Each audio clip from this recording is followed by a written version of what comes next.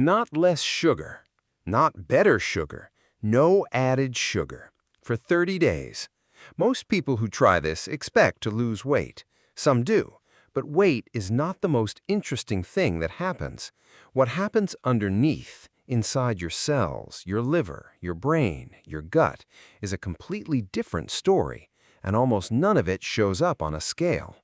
This is what your body is actually doing when you take sugar away. Pillar 1. Your insulin stops spiking every 2 hours. Every time you eat added sugar, your blood glucose rises. Your pancreas responds by releasing insulin, the hormone that unlocks your cells so glucose can enter. When this happens repeatedly throughout the day, breakfast cereal, mid-morning snack, sweetened coffee, afternoon biscuit, your cells begin to resist. They have been knocked on the door so many times that they stop answering. This is the beginning of insulin resistance. When you remove added sugar, the knocking stops.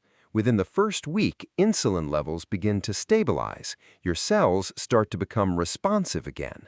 By the end of 30 days, insulin sensitivity measurably improves in most people, particularly those who were eating above recommended sugar thresholds.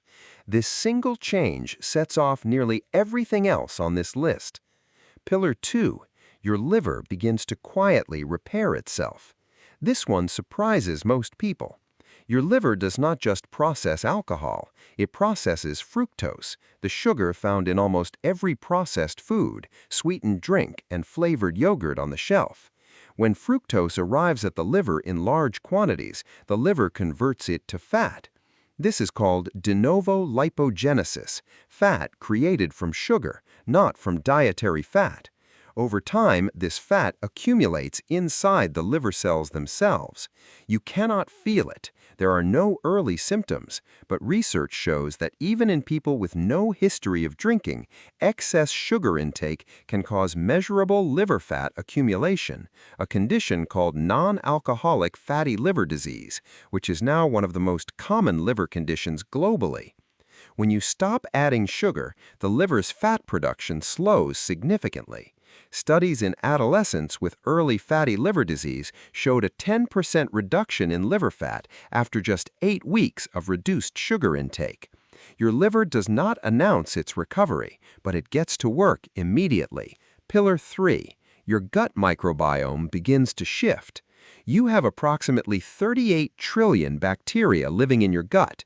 They are not passengers, they are participants, regulating your immune system, producing neurotransmitters, managing inflammation, and influencing how your body processes fat and glucose.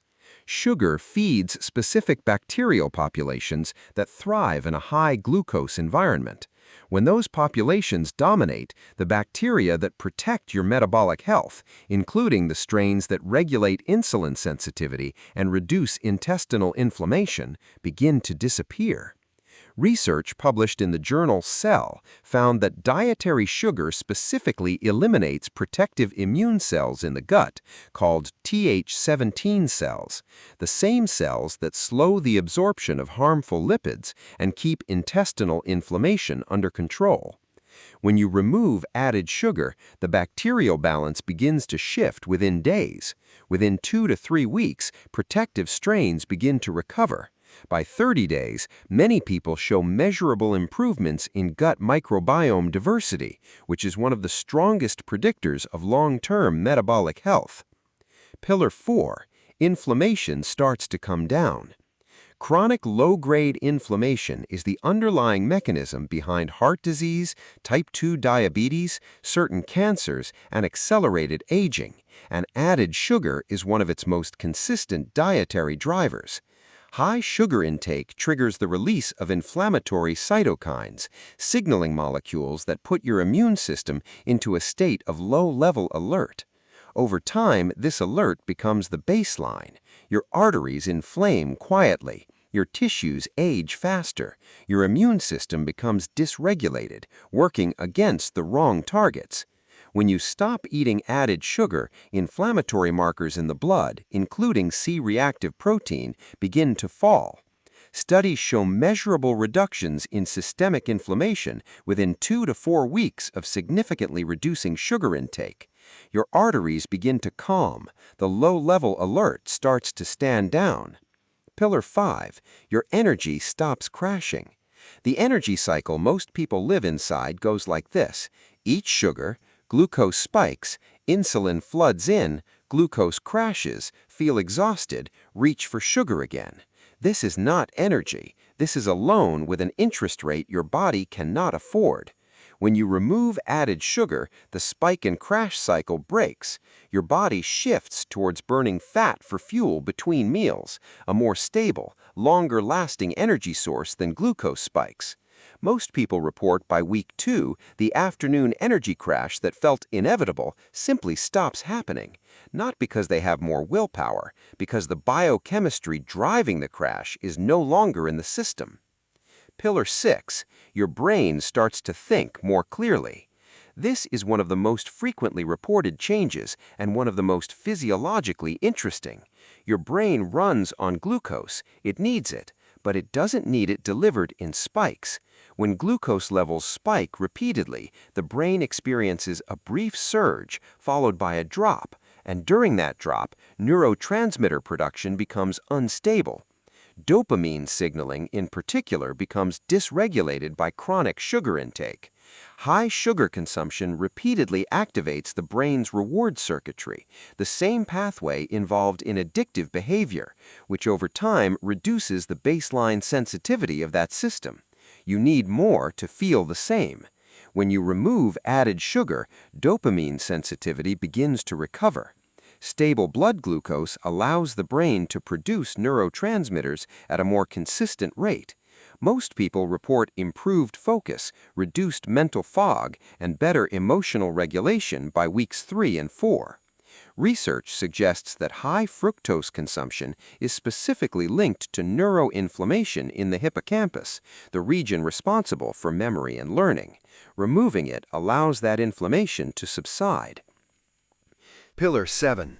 Your skin changes in ways you can see. Sugar triggers a process called glycation. When excess glucose circulates in the bloodstream, it binds to proteins and fats, including collagen, the structural protein that keeps skin firm and elastic. This binding creates compounds called advanced glycation end products, or AGEs. AGEs stiffen and degrade collagen fibers, accelerating the visible signs of aging. They also trigger inflammation in the skin itself, making conditions like acne and rosacea worse. When you stop adding sugar, glucose levels stabilize, glycation slows, and the inflammatory signals driving skin flare-ups begin to reduce. Most people notice changes in skin texture and clarity by weeks 3 to 4. It is not cosmetic. It is the surface expression of inflammation going down. Pillar 8. Your hunger hormones rebalance. 2 hormones control your experience of hunger and fullness: ghrelin, which tells you to eat, and leptin, which tells you to stop. High sugar intake disrupts both. Fructose, in particular, does not suppress ghrelin effectively, meaning even after consuming large amounts of sugar, the hunger signal remains active. At the same time, chronic high sugar intake contributes to leptin resistance.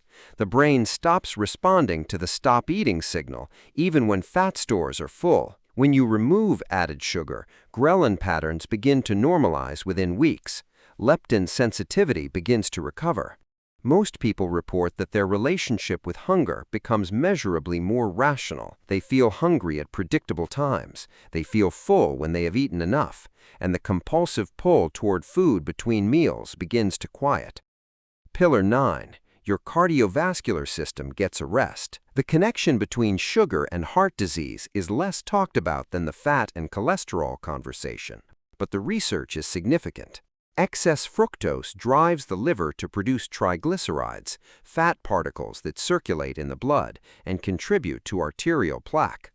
High sugar intake also raises small, dense LDL particles, the form of cholesterol most associated with arterial damage, while reducing HDL, the protective form. And as we covered, chronic sugar intake drives arterial inflammation directly. When you stop eating added sugar for 30 days, triglyceride levels begin to fall, sometimes significantly and measurably within the first 2 to 3 weeks. Inflammatory load on the arteries reduces. Blood pressure, in many people, trends slightly downward as the vascular system begins to recover from its baseline inflammatory state. Pillar 10. Your relationship with food changes at the neurological level. This is the one most people do not expect. By day 30, most people do not just feel better physically. They report that food tastes different. Natural sweetness in fruit, in carrots, in plain yogurt registers more intensely. This is not psychological. This is dopamine receptor upregulation. When the brain is no longer receiving repeated high-amplitude dopamine spikes from processed sugar, its sensitivity to lower-level rewards recovers.